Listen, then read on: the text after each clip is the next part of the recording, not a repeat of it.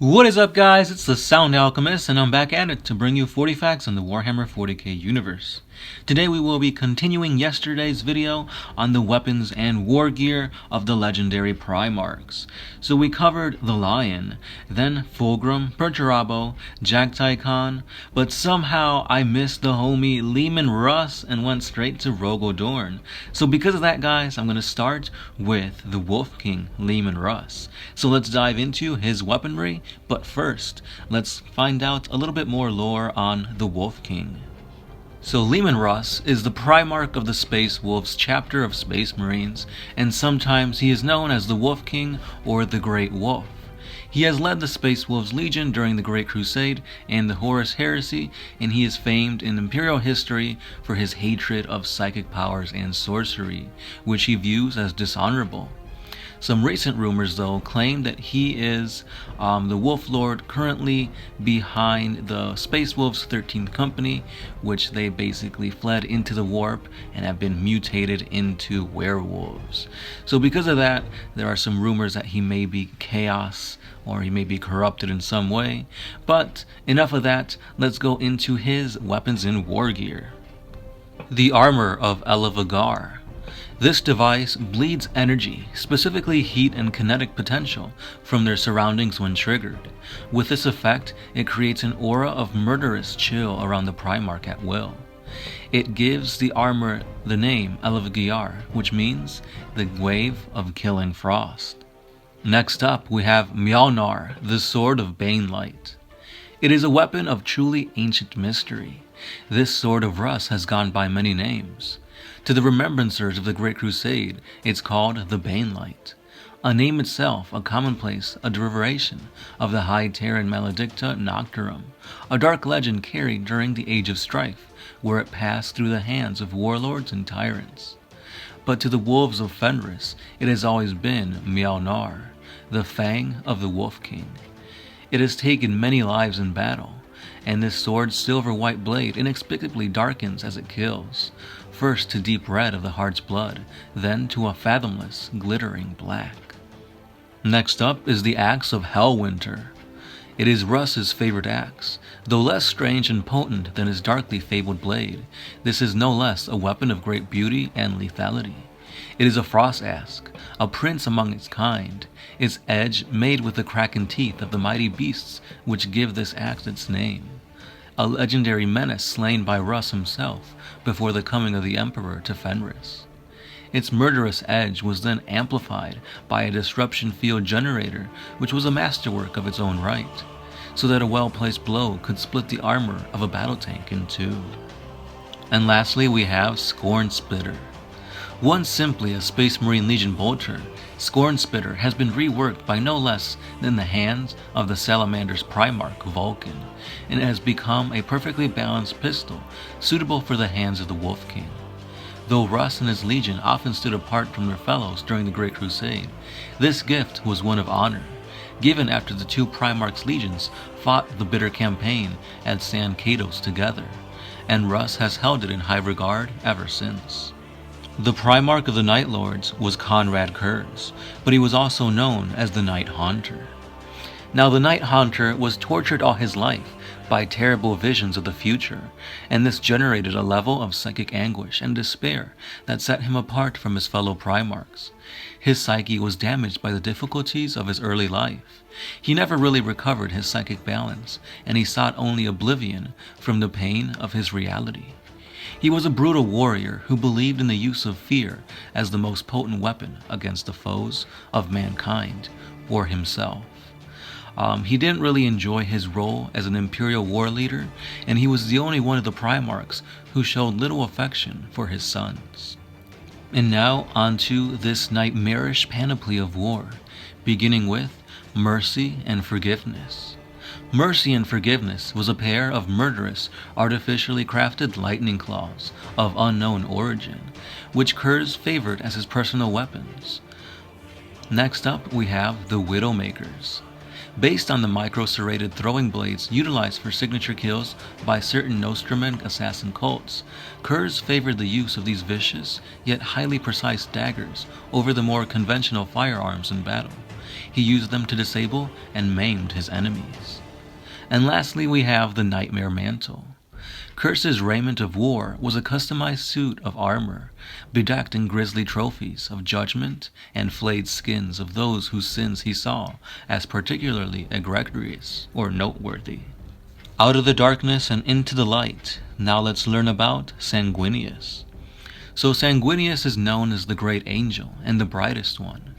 During his lifetime he was a great warrior and he led his legion to many victories.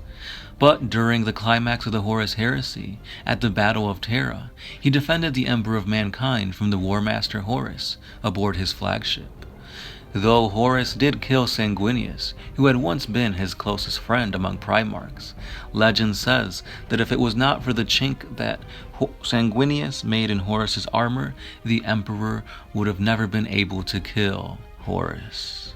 Now, is this true? Who knows? But we'll never know, because, everybody's pretty much dead or dying from that fight. So, that being said, let's dive into the weapons of the Primarch of the Blood Angels.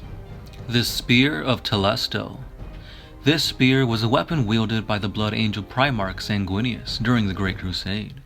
He was shown using it against the Slaughter Lord Muroga at the tapestries of Riga, which hang in the fortress monastery on Baal. Its blade is shaped like an elegant tear with a hollow in the center that represents a single drop of blood that Sanguinius shed when he swore fealty to the Emperor. The haft is sculpted to show the Primarch as a hooded angel of blood. Beneath that is a purity seal handwritten by the Emperor himself. In combat, this spear can emit a blast of energy which vaporizes anyone who doesn't have the blood of Sanguinius in his veins.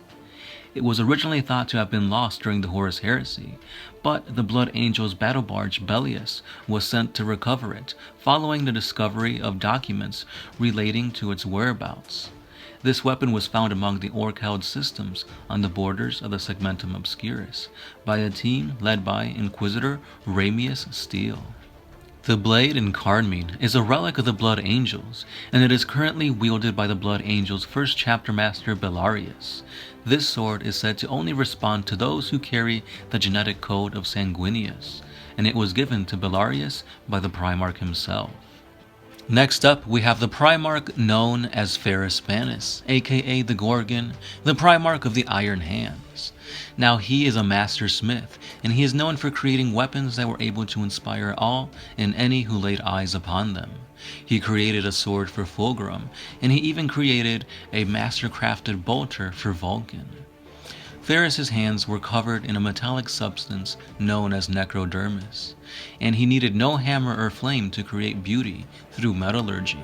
He used only his exceptionally powerful hands to mold and shape the molten metal.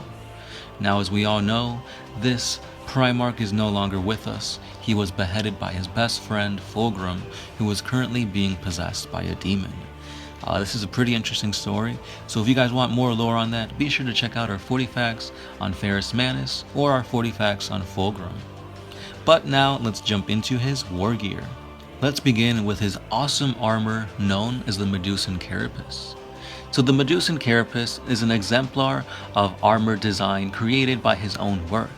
It incorporates sterile mechanisms and a plethora of systems. Now, Ferrous Manus did a variety of arms and armor, almost all of which were the products of his own craft and genius. He was never fully satisfied with his work, so he was always trying to improve upon it, and that's how he came to this design. Another armor that was all of his work was the Cataphractii pattern Terminator armor. And now we go to the awesome Warhammer Forgebreaker.